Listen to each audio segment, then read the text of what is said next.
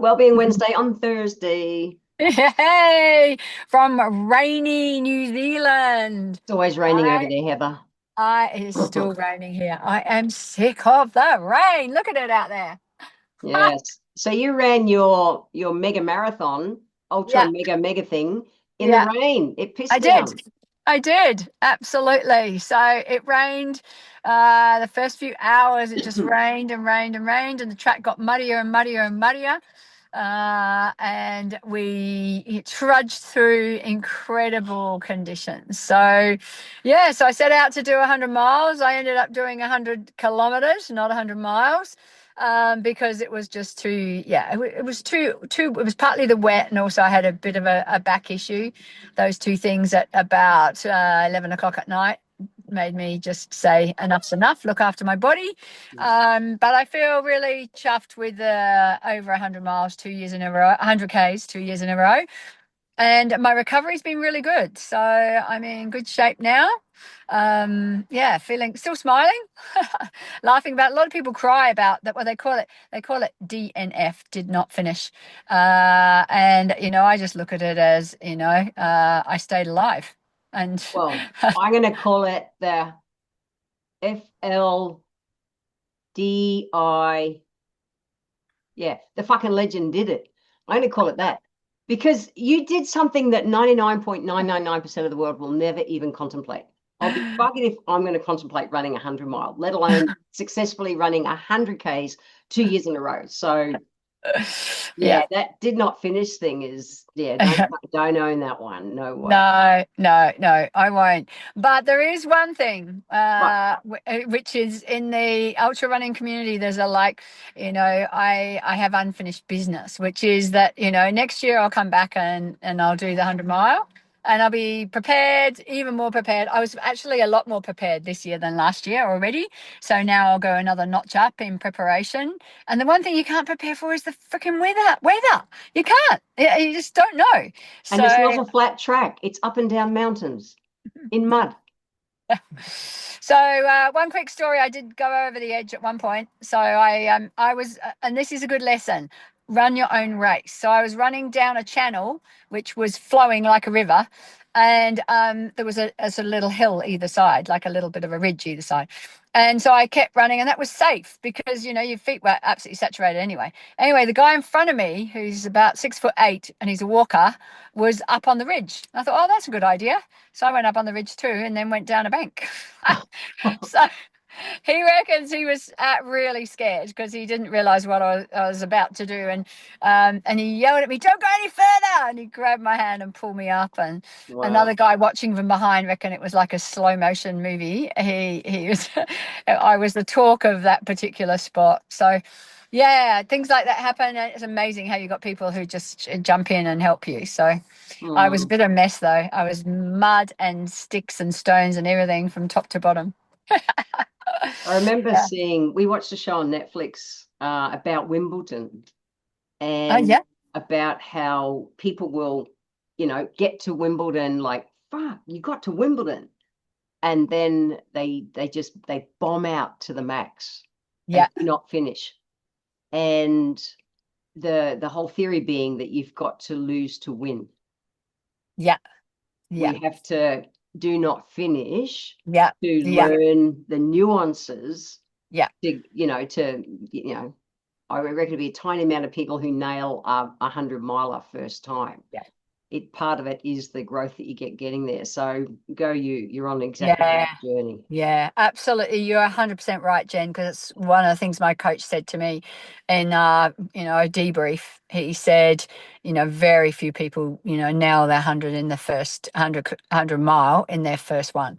Yeah. And he said exactly that. You've learnt so much, you'll be ready for next year. So, yeah. Yeah. You're backing up for next year. Yes, that's it.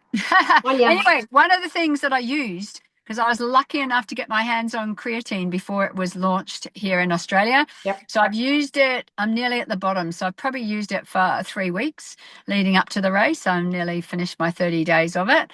And I've used it by the book, which is every day, Mm. keeping it consistent. And it has definitely no no doubt aided in my muscle recovery. Mm. So I am, I'm feeling really good. So yeah, let's talk a bit about creatine, and it's a new product for Isagenix. It's one of the most researched products across the globe at the moment. Yep. And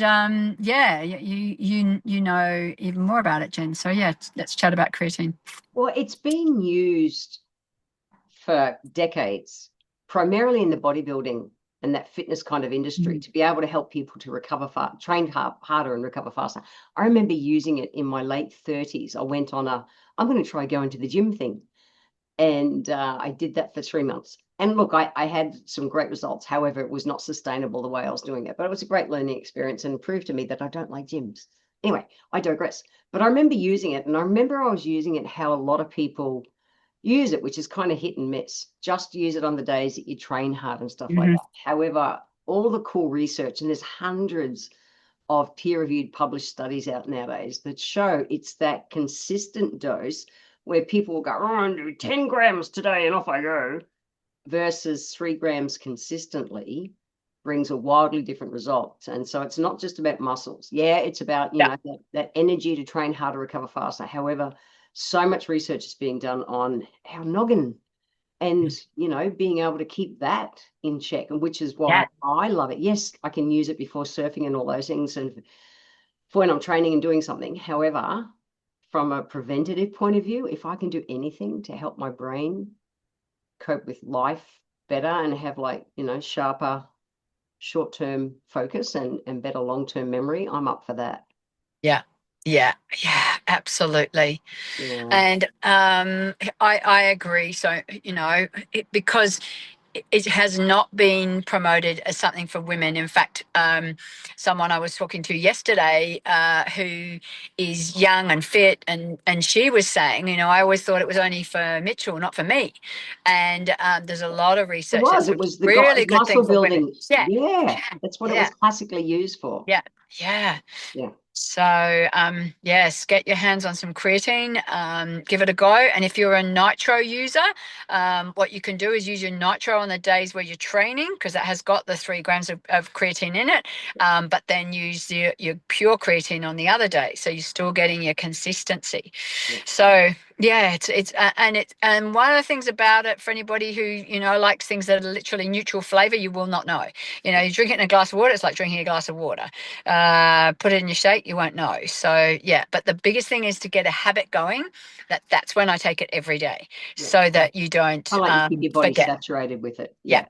And that's what's shown in the research to get best results for, especially for this thing. Yes. Yeah. So check it out. It's available in your back office right now and all around the world. I did a post about it, and I've got people from all the countries around the world asking for it, and I love it. It's already available in Europe and North America and that. Love that we finally got it here. So get into it. Yeah, absolutely. Yeah. Okay. And if you buy more than $100 worth of product on that order, you get free shipping in Australia and New Zealand. Yeah, absolutely.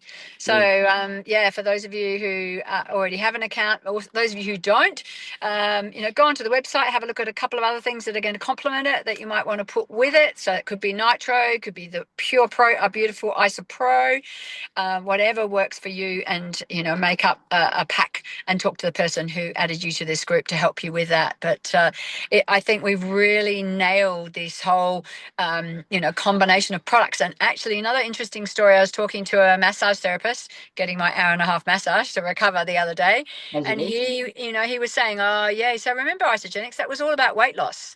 And straight away, he's, you know, interested in, you know, what we're doing because of things like creatine, protein, and nitro and all those products. So, yeah, it's fascinating. Yeah. And brain health. I love it. I've never been in it for weight loss. I've been in it for preventative health. Short-term, long-term health. And I love now that we've expanded the range and expanded the message to be for that. So if you've looked at ISA in the past, it's worth looking at it again. Yeah, absolutely. We're out here. Okay. See you, Jen. Bye. Bye.